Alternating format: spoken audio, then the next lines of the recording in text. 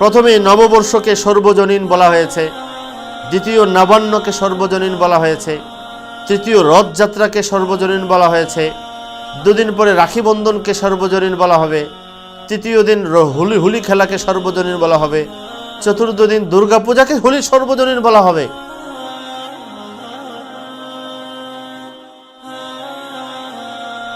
আমাদের দেশে আছে বিজয় দিবস, স্বাধীনতা দিবস, দেশীয় সামাজিক অনেক কিছুই এমন আছে, এটাতে ইসলাম এবং মুসলমানরা কখনোই বাধা প্রদান করেন না।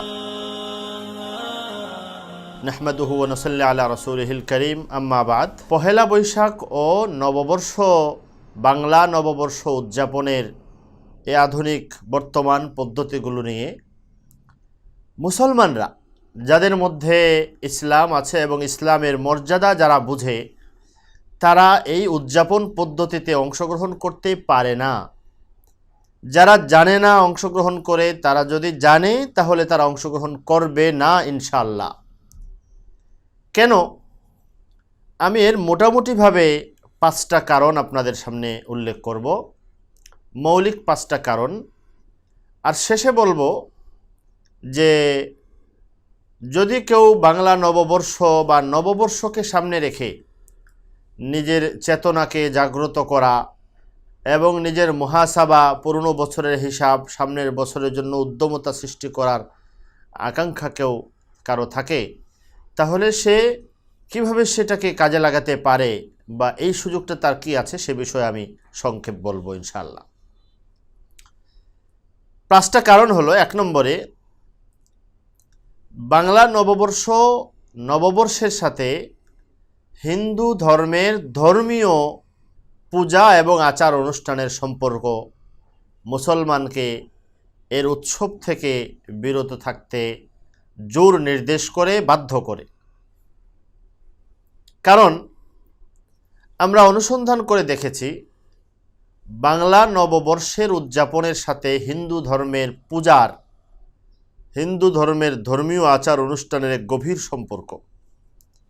প্রথমত এ কথাটা স্পষ্ট করে নেওয়া উচিত, সেটা হলো যে আমাদের বাংলাদেশের স্কুলের নবম দশম শ্রেণীর বই হিন্দু ধর্ম ও নৈতিক শিক্ষা বইয়ের 42 নম্বর পৃষ্ঠায় হিন্দু ধর্মের আচার অনুষ্ঠানের আলোচনায় শুরুতে এ কথাটা আছে যে ধর্মের ধর্মানুষ্ঠান, পূজা এবং আচার অনুষ্ঠান ইত্যাদি দুটি মূলত একই সূত্রে গাঁথা।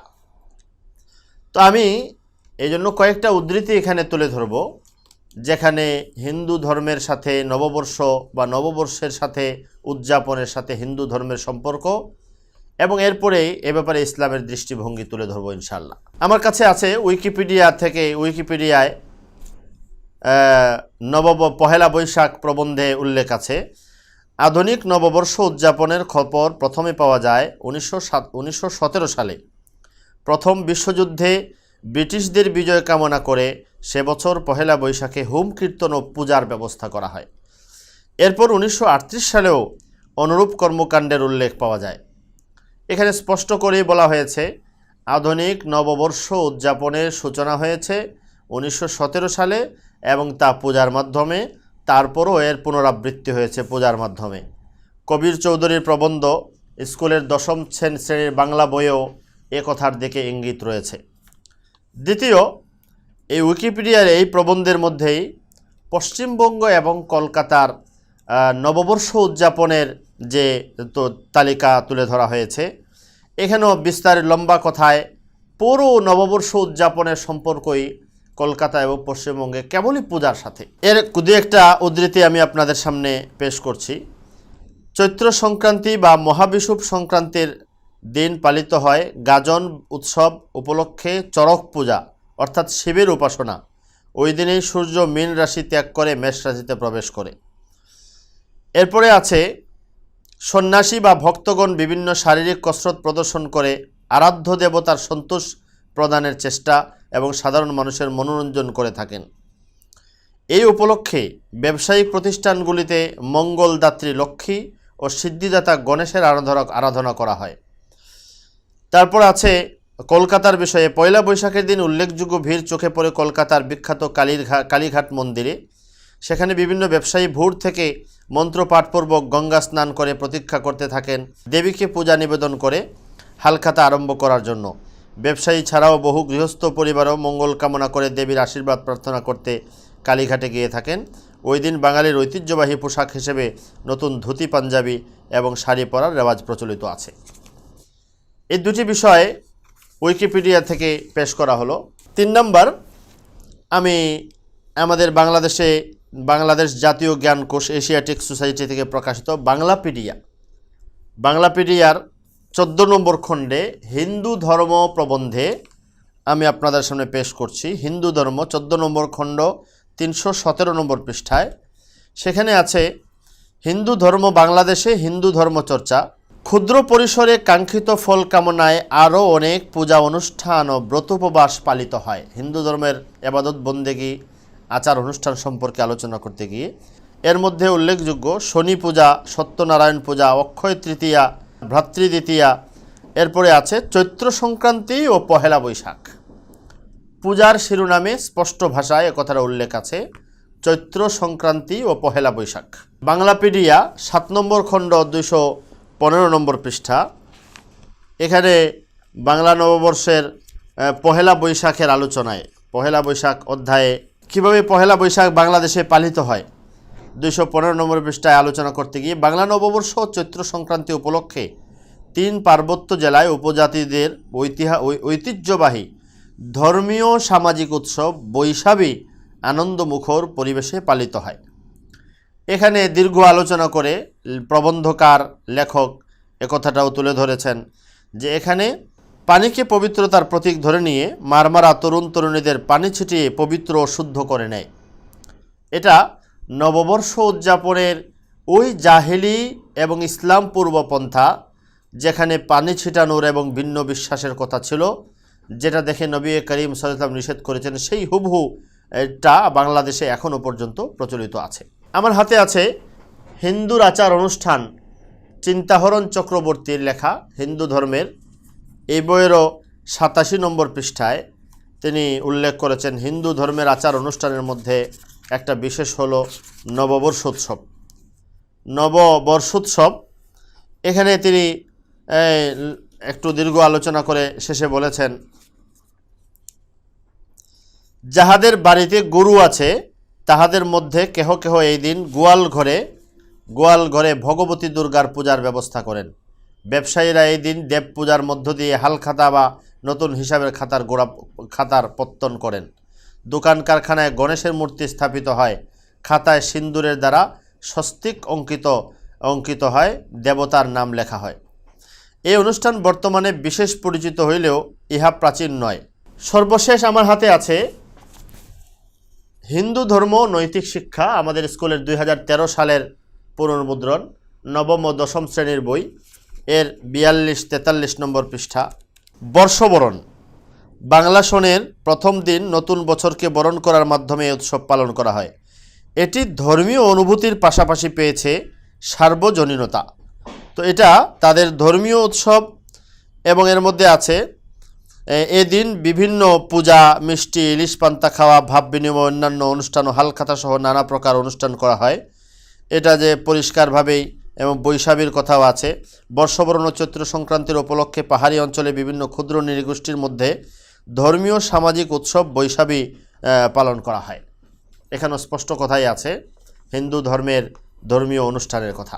আমি যে কথাটা বলছিলাম, পহেলা বৈশাখের সাথে হিন্দু ধর্মের ধর্মীয় আচার অনুষ্ঠান পূজার সম্পর্ক এক গভীর সম্পর্ক, এবং আধুনিক পহেলা বৈশাখের যে সূচনা বা উদযাপন সম্পর্কে তাদের দাবি এটা পূজার মাধ্যমেই এর সূচনা হয়েছে, যে দাবি উইকিপিডিয়াতে করা হয়েছে। এর ব্যতিক্রম কিছু তো আমরা তাদের পক্ষ থেকে পাইনি এখনো পর্যন্ত। এবার আসেন ইসলাম ধর্মে এর কি এই ধরনের উৎসব সম্পর্কে ইসলাম ধর্ম কি বলে। একবার রাসূলুল্লাহ সাল্লাল্লাহু আলাইহি ওয়াসাল্লামের কাছে এক সাহাবী এসে বললেন, ইয়া রাসূলুল্লাহ, আমি অমুক জায়গায় বুয়ানা নামক স্থানে একটা উট জবাই করতে চাই, আল্লাহর জন্য কোরবানি করে দেব। নবীজি তাকে জিজ্ঞেস করলেন, বুয়ানাতে উট জবাই করবে, আল্লাহর জন্য কোরবানি করবে কেন? তাকে জিজ্ঞেস করলেন, সেখানে কি কোনো জাহিলি যুগের বা মুশরিকদের কাফেরদের কোনো প্রতিমা ছিল? বললেন না। জিজ্ঞেস করলেন সেখানে কি কোনো জাহিলি যুগের কোনো উৎসব পালন হতো, তাদের কোনো মেলা হতো, তাদের কোনো এরকম আনন্দ উৎসব উদযাপন করা হতো, এমন কিছু ছিল? সাহাবী বললেন না। নবীজি বললেন ঠিক আছে, তুমি তাহলে ওটা করতে পারো, তোমার এই নজর মান্নত পুরা করতে পারো। এ থেকে একথাটাই নবীজি শিক্ষা দিলেন যে যেখানে জাহিলি বা কাফের মুশরিকদের ধর্মীয় কোনো আচার অনুষ্ঠান ইবাদত বা উৎসবের সম্পর্ক আছে, মুসলমানের সেখানে কোনো ইবাদতও করতে পারে না। এর সাথে মুসলমানরা এত মুসলমানদের ইসলাম ধর্মের পবিত্রতা রক্ষা করার জন্য। 2 নম্বর, রাসূলুল্লাহ সাল্লাল্লাহু আলাইহি ওয়াসাল্লামের বিখ্যাত হাদিস সুনানে আবু দাউদের রিওয়ায়াত আছে 4031 নম্বর হাদিস। নবীজি বলেছেন, মান তাশাব্বাহা বিকাউমিন ফাহুয়া মিনহুম, যে অন্য ধর্ম অন্য সম্প্রদায়ের সাথে সাদৃশ্য অবলম্বন করে তাহলে সে তাদের বলে গণ্য হবে। সাদৃশ্যের বিভিন্ন স্তর আছে। এর সর্বোচ্চ স্তর হলো বিশ্বাস এবং ইবাদত বন্দেগীর ক্ষেত্রে, উপাসনার ক্ষেত্রে ভিন্ন ধর্মের সাথে মিলে যাওয়া। আর দ্বিতীয় স্তরেও হলো যেটাকে হারাম শরীয়তে করা হয়েছে শিরকের কাছাকাছি পর্যায়ে, সেটা হলো ধর্মীয় সরাসরি ইবাদত না হলেও কোনো আচার অনুষ্ঠানের ক্ষেত্রেও মুসলমান যখন অন্য ধর্মের অনুসরণ বা তাদের সাথে মিশে যায়, তাদেরটা গ্রহণ করে নেয়, ইসলাম ধর্মে এটা সম্পূর্ণভাবে নিষিদ্ধ। রাসূলুল্লাহ সাল্লাল্লাহু আলাইহি ওয়াসাল্লামের যুগে, আমি পরেই বলছি, জাহেলি যুগের বা মুশরিকদের এরকম উৎসব উদযাপন ছিল, তারাও নববর্ষ এ ধরনের বিভিন্ন মাধ্যমে পালন করত। আল্লাহর নবী সাল্লাল্লাহু আলাইহি ওয়াসাল্লাম মুসলমানদের বলেছেন তোমরা তাদের উৎসবে যাবে না, তোমাদেরকে আল্লাহ তাআলা এর বদলে ঈদের মতো উৎসব দিয়েছেন। এই জন্য তারা এবং সাহাবীরা তাবেঈনরা মুসলমানরা যাদের মধ্যে দ্বীন এবং সম্মান ইজ্জত ছিল, তারা কখনো কোনো ধর্মের উৎসবের মধ্যে শরীক হতেন না। এটা সাম্প্রদায়িকতা নয়, বরং ইসলাম ধর্মের স্বকীয়তা, সৌন্দর্য, নিজস্বতা, তার বৈশিষ্ট্য ধরে রাখার আপন স্তরে আপন স্থানে ইসলাম ধর্মকে রক্ষা করার জন্য একটা জরুরি অংশ। এখানে দুইটা বিষয় আমি পরিষ্কার করতে চাই।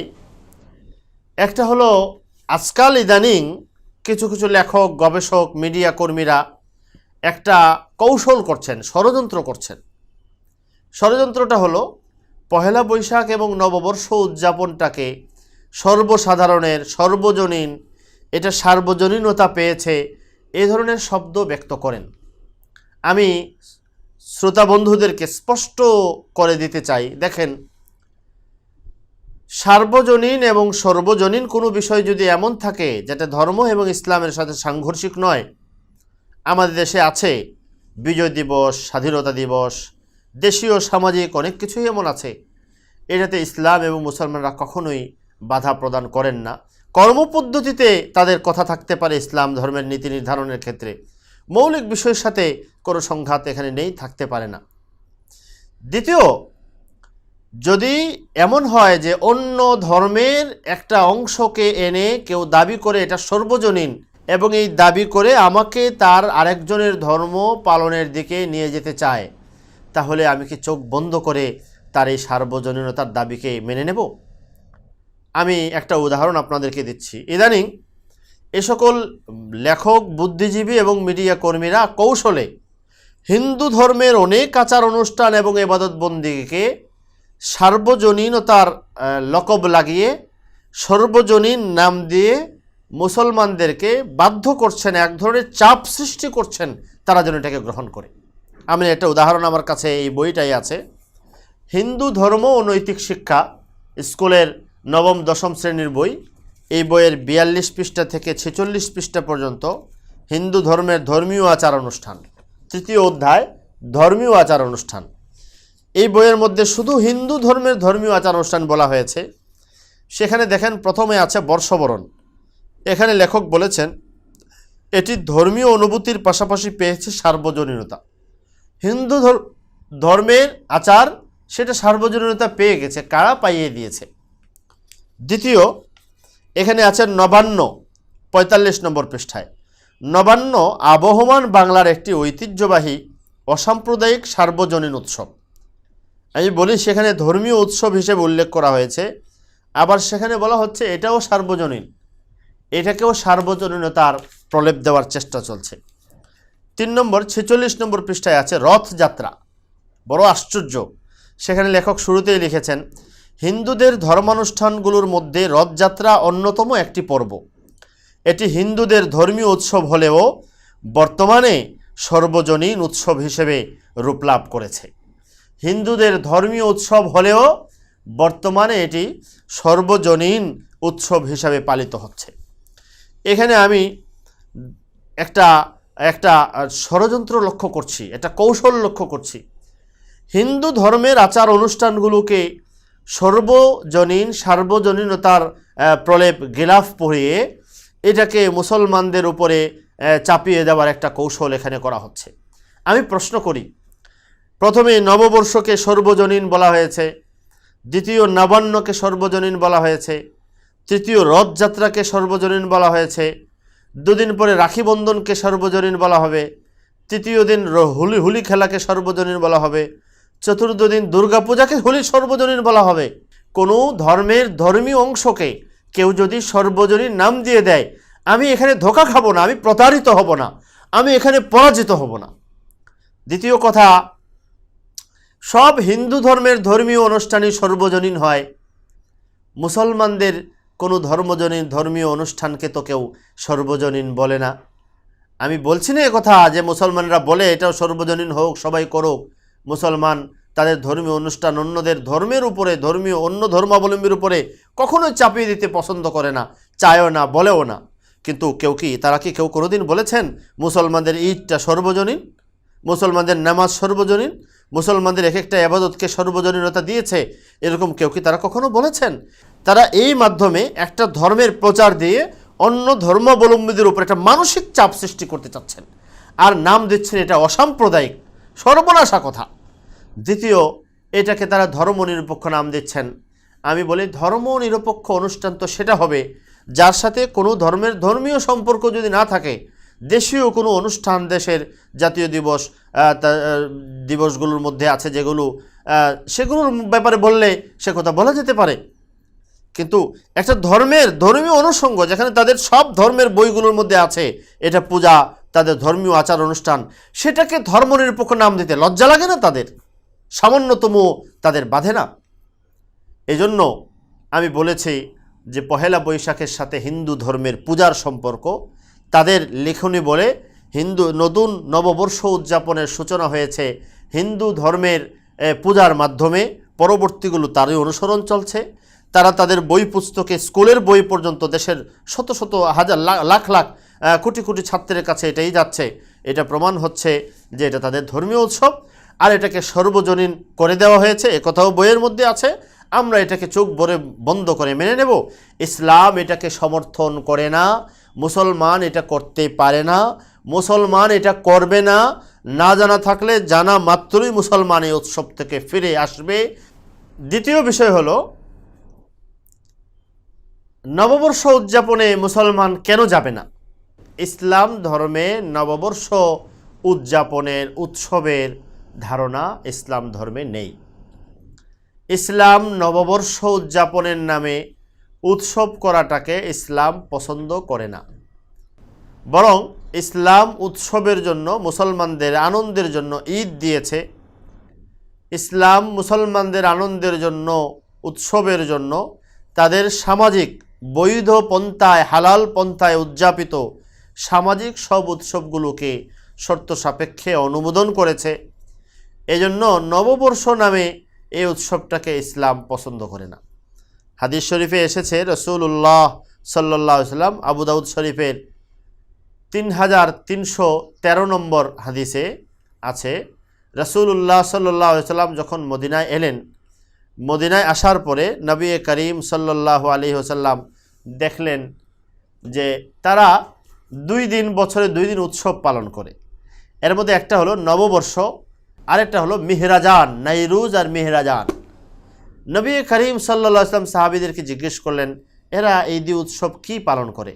তারা বললেন, হাদানে মা হাদানিল ইয়াউমান, কালা হাদানে ইয়াউমান কুন্না নালআবু ফীহিমা ফিল জাহিলিয়াতি। আমরা অমুসলমান থাকা অবস্থায় জাহিলি যুগে এই 2 দিনে উৎসব উদযাপন করতাম।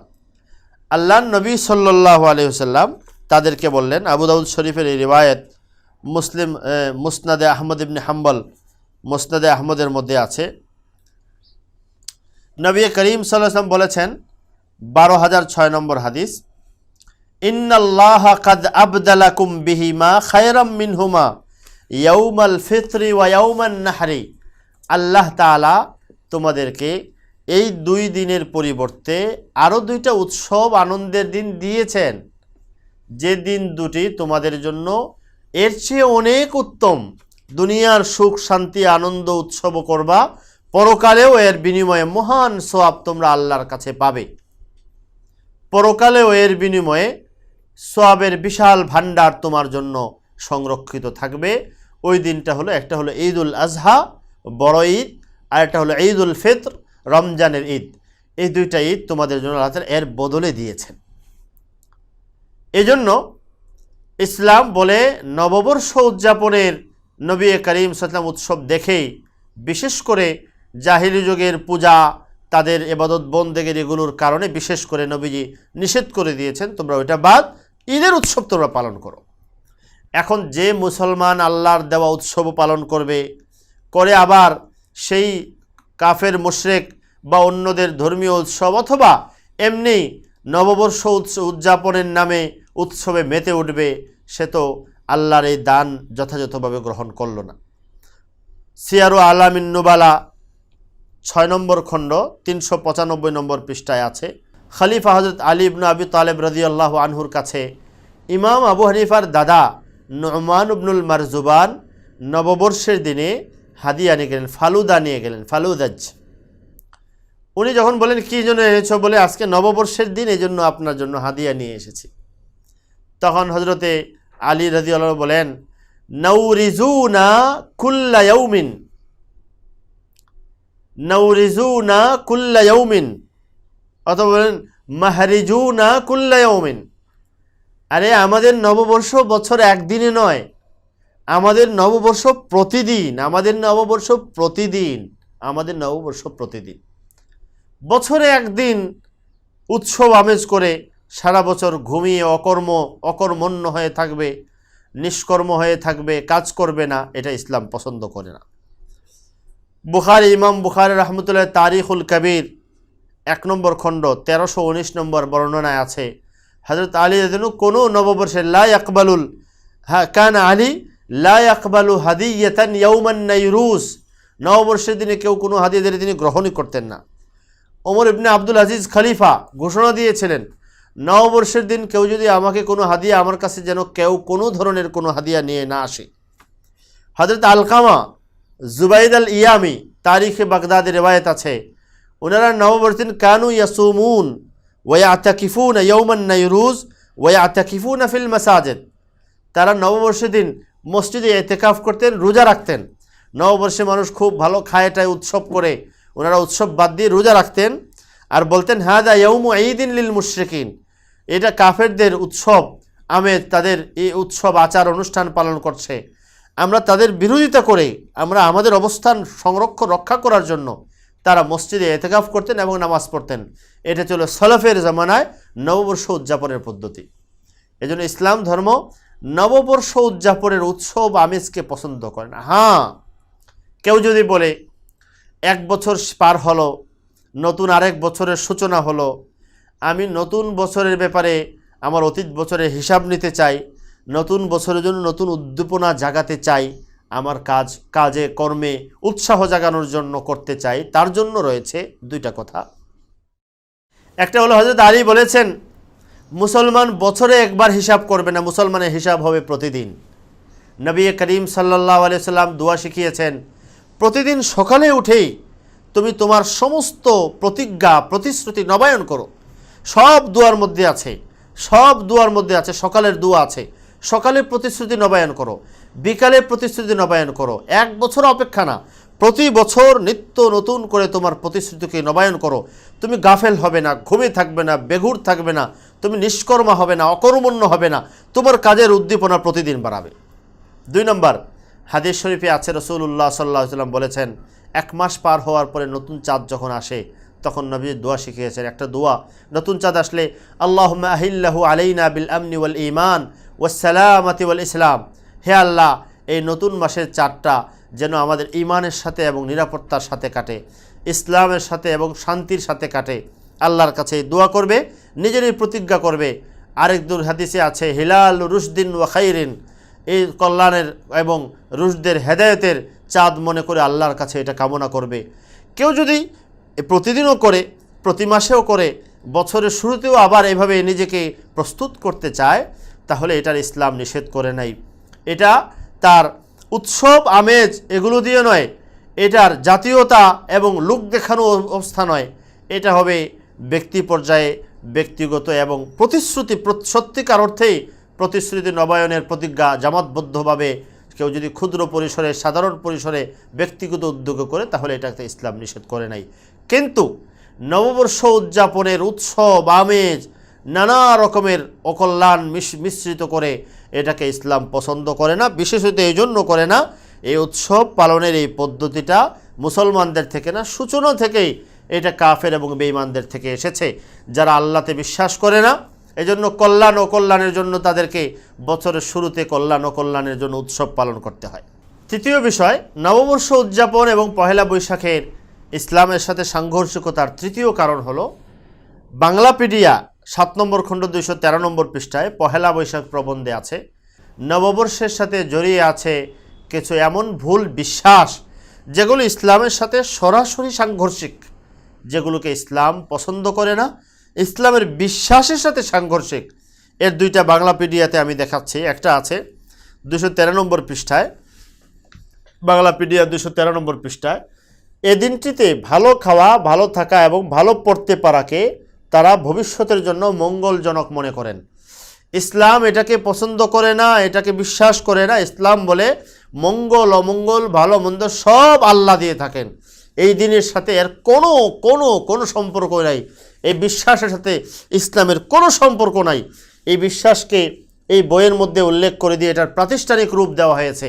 যারা সেকুলার, যারা আল্লাহ খুদাতেও বিশ্বাস করে না, তারা এই ধরনের একদিনে খাওয়ার মধ্য থেকে সামনের ভালো বিশ্বাস করে, এরা কেমন বঞ্চিত। আল্লাহতে বিশ্বাস করার পরিবর্তে আল্লাহ তাআলা তাদেরকে এরকম এমন একটা অন্ধবিশ্বাসের মধ্যে ফেলে দিয়েছেন। নাউযুবিল্লাহ, আল্লাহ আমাদেরকে তা থেকে হেফাজত করেন। এটা একটা বড় কারণ যে নববর্ষের সাথে নানা রকমের ভুল বিশ্বাসের সম্পর্ক তৈরি হয়ে গেছে। 4 নম্বর কারণ হলো, শেষের দিকে এসে নববর্ষের মধ্যে মঙ্গল শোভাযাত্রা নামে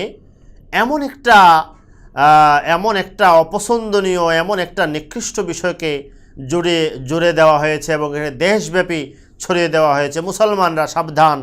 আমি গত বছরও বলেছি, মঙ্গল শোভাযাত্রায় নয়, মুসলমানের মঙ্গল কামনা হবে একমাত্র আল্লাহর কাছে। মঙ্গল শোভাযাত্রা নতুন শুরু হয়েছে, এই জন্য এর তেমন প্রমাণ, এর বিষয়ে তেমন বিষয় পাওয়া যায় না। বাকি যতটুকু পাওয়া যায় কয়েকটা বিষয়। 1 নম্বর হলো, এর মধ্যে তারা প্রতীকী শিল্পকর্ম ব্যবহার করেন, কিছু ছবি ব্যবহার করেন। এই ছবিগুলোর মধ্যে তারা কল্যাণ অকল্যাণের কামনা করেন ছবিগুলোর মাধ্যমে, যে কথা মঙ্গল শোভাযাত্রা এর আলোচনার মধ্যে উইকিপিডিয়াতে আছে। একই সঙ্গে 1980-র দশকে স্বৈরাচারী শাসনের বিরুদ্ধে সাধারণ মানুষের ঐক্য, একই সঙ্গে শান্তির বিজয় ও অপশক্তির অবসান কামনায় ঢাকা বিশ্ববিদ্যালয় চারুকলা ইনস্টিটিউট উদ্যোগে 1989 সালে মঙ্গল শোভাযাত্রার সর্বপ্রথম মঙ্গল শোভাযাত্রার প্রবর্তন হয়। এই যে শান্তির বিজয়, অপশক্তির অবসান কামনা, এই শান্তির বিজয় কার কাছে করা হয়, অপশক্তির অবসান কামনা কার কাছে করা হয়, কিসের মাধ্যমে? এই প্রতীকগুলোর মাধ্যমে, যেগুলো সবাই খোলামেখে স্পষ্ট বলে না, কিন্তু যেগুলো পরিষ্কার। নববর্ষের এই প্রতীক বহন, এই মিছিলটা কেউ মনে করেন হিন্দু ধর্মের জন্মাষ্টমীর বিখ্যাত মিছিল থেকে নেওয়া হয়েছে, এবং এর মধ্যে যেগুলো ব্যবহার করা হয়, যে সকল প্রতীকগুলোর মধ্যে, এর মধ্যে একটা আছে পেঁচা। বাংলা একাডেমি ডিকশনারির মধ্যেও আছে। পেঁচা হলো অলক্ষী বা এই ধরনের মন্দ কিছুর প্রতীক, যেটাকে ইসলাম সূচনাতেই নিষেধ করেছে। পেঁচার মধ্যে ভালো মন্দ, লক্ষ্মী ও লক্ষ্মী বলতে কিছুই নেই। আল্লাহর নবী সাল্লাল্লাহু আলাইহি ওয়াসাল্লাম লা হামাতা লা সাফারা ওয়ালা হামাতা, এটা সরাসরি ইসলামের বিশ্বাসের সাথে সাংঘর্ষিক। মঙ্গল শোভাযাত্রার সমস্ত বিষয়গুলোই ইসলামের আকীদা, বিশ্বাস, চিন্তা, চেতনার সাথে সাংঘর্ষিক। এজন্যই আমি গত বছরের কথাটা বলেছি, মঙ্গল শোভাযাত্রায় নয়, মুসলমানের কল্যাণ কামনা হবে একমাত্র আল্লাহর কাছে। কোরআনে একথাই কেবল শিক্ষা দেওয়া হয়েছে এবং হাদিসে নবীজি সবসময় একথাটাই মুসলমানদের বিশ্বাসের মৌলিক অবস্থান। সুতরাং এটা বোঝার পরে কোনো মুসলমান মঙ্গল শোভাযাত্রায় অংশগ্রহণ করার চেতনা সে কখনোই পাবে না ইনশাআল্লাহ। 5 নম্বর, নববর্ষ উদযাপনের মধ্যে ইসলামে নিষিদ্ধ অনেক মারাত্মক বিষয়গুলো একসাথে জুড়ে দেওয়া হয়েছে, যেগুলো বিষয় বলা বিশ্লেষণ করার প্রয়োজন হয় না। 1 নম্বরে নববর্ষের সাথে জড়িয়ে দেওয়া হয়েছে কিছু পালনের সাথে কিছু মূর্তি, কিছু প্রতীক, কিছু ভাস্কর্য, ছবি যুক্ত করে দেওয়া।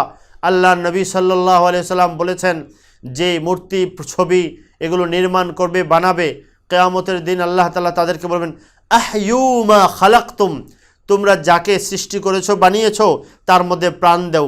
যদি প্রাণ দিতে না পারে আল্লাহর গজব, আল্লাহ আযাব তার উপরে পড়তে থাকবে। এটা কত বড় জঘন্য কথা। আল্লাহ এই ছবি, মূর্তি, প্রতিমা নির্মাণের ব্যাপারে হাদিসে ভরপুর রয়েছে। এটাকে অন্যায়ভাবে আজকে এটা এমন ব্যাপকতা লাভ করছে যে মানুষ এখন এটাকে কোনো বিষয়ই মনে করছে না। আল্লাহ তাআলা হেফাজত করেন। দ্বিতীয় বিষয় হলো, নববর্ষের নামে ছেলে মেয়ে, নারী পুরুষের অবাধ মেলামেশার যে পথগুলো উন্মুক্ত করে দেওয়া হয়, নারী পুরুষের সাদৃশ্য গ্রহণ করে, পুরুষ নারীর সাদৃশ্য গ্রহণ করে, আল্লাহ নবী সাল্লাল্লাহু আলাইহি ওয়াসাল্লাম ইসলাম ধর্মের এটা মৌলিক স্বকীয়তা, সৌন্দর্য, বৈশিষ্ট্য, এটা ইসলাম ধর্মের রূপশোভা, ইসলাম ধর্মের প্রাণ সত্তাও, যেখানে নারী পুরুষ আপন আপন জায়গায় তার সম্মান নিয়ে থাকবে, তার সৌন্দর্য, তার শ্রেষ্ঠত্ব আপন আপন জায়গায় সে ফুটিয়ে তুলবে। এ ধরনের অশ্লীলতার সমস্ত পথ খুলে দিয়ে এক নববর্ষে যেমন অশ্লীলতা হয়, যেমন নারী নির্যাতন হয়, যেমন ঘটনা ঘটে, আর এই নববর্ষ থেকে সূচনা করে আরও কত ঘটনা বছরব্যাপী ঘটতে থাকে, এগুলো আল্লাহ তাআলা ভালো জানেন। 3 নম্বরে, গান, বাদ্য, নৃত্য, এই ইসলামে নিষিদ্ধ এই কাজগুলোকে এই সকল উৎসবের নাম দিয়ে, উৎসব তো সবার জিনিস, সর্বজনীন, এখানে ইসলাম, মুসলমান ও মুসলমান কিছু নাই, নাম দিয়ে এটাকে পান্তাবাদ বানিয়ে দেওয়া হচ্ছে। এই নববর্ষের নামে অপচয়, অন্যায় অপচয়কে নববর্ষের নামে নানা রকম, আমি দেখেছি যারা নববর্ষের উৎসবের কথা বলে, কবির চৌধুরী বাংলাদেশের স্কুলের 10ম শ্রেণীর বইয়ের মধ্যেও বলেছেন, আধুনিক শহুর অঞ্চলের যে নববর্ষ পালন, এটা এক ধরনের ফ্যাশনে পরিণত হয়েছে, এর পরিবর্তন দরকার। তারাই বলছেন, তাদের ভাষায় আমি বলছি না, বাকি আমি বলছি, এটা এক ধরনের পেশাজীবী, ব্যবসায়ী, পেট পূজারী, এক ধরনের কৌশল অবলম্বন করে তারা আস্তে আস্তে মানুষকে কোথায় নিয়ে যাচ্ছেন। একজন সেকুলার বুদ্ধিজীবী সৈয়দ আবুল মাকসুদও সমকালের এক ক্রুরপত্রে তিনি বলেছিলেন, পহেলা বৈশাখের যে সকল উৎসব, খাওয়া দাওয়ার উৎসব করা হয়, এগুলোর মাধ্যমে দেশের গরিব দরিদ্র মানুষের সাথে উপহাস করা হচ্ছে। তারাও বলছেন, তারা যারা পহেলা বৈশাখের কথা বলছেন, তারাও কিন্তু এগুলোকে নিয়ে বলছেন যে এগুলো কোথায় যাচ্ছে, মুসলমান সমাজ, দেশটাকে, মুসলমান সমাজকে, সবাইকে এক অন্ধকারের দিকে নিয়ে যাচ্ছে। আমি যে কথাটা বলছিলাম, এই 5টা মৌলিক কারণের দিকে শুধু ইঙ্গিত করলাম, যে কারণগুলোর কারণে মুসলমানরা পহেলা বৈশাখ নববর্ষ উদযাপনের উৎসবে শরিক হতে পারে না। অধিকাংশ মানুষ জানে না, না জানার কারণে। কিন্তু যদি জানে, আমার বিশ্বাস, তাহলে তার মাঝে আল্লাহর ভয় সৃষ্টি হবে। যে আল্লাহর ভয় সৃষ্টি হবে, যে নবীর উম্মত আমরা, তার নিষেধাজ্ঞা অমান্য করে, অগ্রাহ্য করে যারা অংশগ্রহণ, তাদের মধ্যে এর ভয় সৃষ্টি হবে, তারা ফিরে আসবে।